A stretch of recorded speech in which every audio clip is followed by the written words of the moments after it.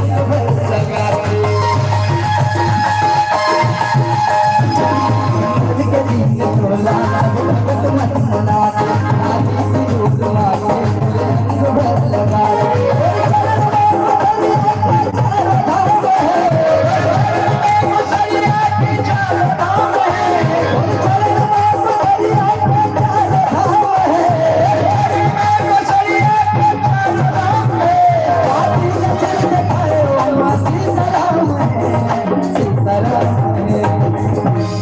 देखो बड़े सौभाग्य की बात है कि हमारे आदरणीय परम मित्र बड़े भैया आगुम बैठे श्रीमान रुपेंद्र पटेल जी जेकर माध्यम से हम लोग फोन लगाए और आपके समस्त गांववासी की दर्शन करे के मौका मिली।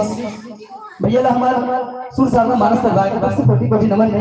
गाना के अंतिम क्षण पे आ रहा था है ना, तो आप सबसे निवेदन है हमारे से मत बजाओ ताली ला, हम नहीं कहना मसीह बजाएगा है ना अपन कुछ के लिए, ताकि आइट साइड के आदमी को नींद में डाल देता है ना, नींद नहीं आना चाहिए।